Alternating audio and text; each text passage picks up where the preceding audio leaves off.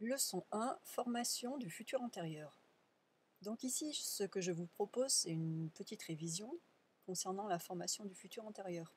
Donc on commence avec un petit texte d'observation, je vous demande de le lire et d'essayer de repérer quels sont les verbes qui sont justement conjugués au futur antérieur. Le pâtissier pourra livrer ses gâteaux dans sa boutique quand il aura terminé toutes ses préparations. Mais pour les terminer à l'heure, il faudra qu'il se dépêche.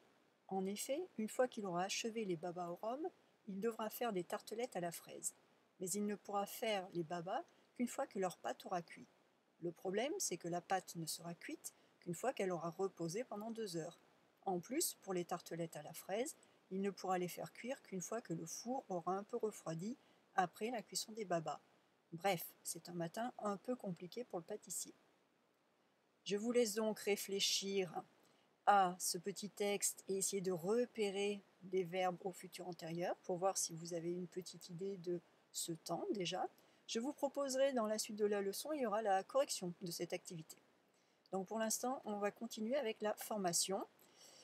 Alors, ce futur antérieur, comment est-ce qu'on le forme? Eh bien déjà, c'est un temps composé.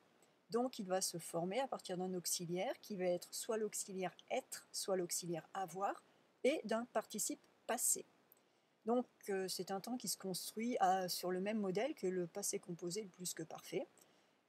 Donc, passé composé, j'ai mangé, plus que parfait, j'avais mangé. Et là, avec le futur antérieur, la différence, c'est que l'auxiliaire est conjugué au futur simple.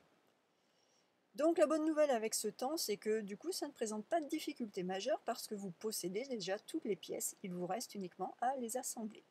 Donc les verbes qui se conjuguent avec l'auxiliaire être au passé composé gardent cet auxiliaire au futur antérieur.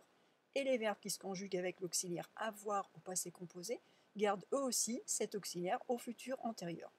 Quant au participe passé, vous le connaissez déjà, il s'agit de la même forme que celle utilisée pour le passé composé. Donc on aura mangé, parti, lu, appris, voulu. Donc comme vous le voyez, à partir du moment où vous connaissez le passé composé, vous connaissez également le futur, parce que sinon vous ne seriez pas en train d'apprendre le futur antérieur.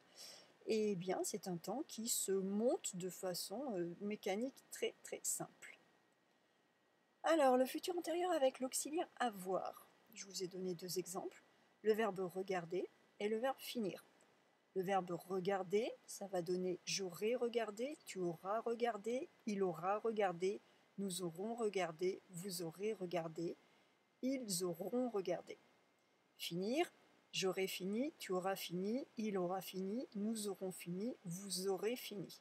Donc on pense bien à faire les liaisons à il ou elle pluriel, parce que le verbe avoir commence par une voyelle, donc ils auront regardé. Et on note qu'il n'y a pas d'accord entre notre sujet et notre participe, cas de base du fonctionnement d'un verbe composé avec l'auxiliaire avoir.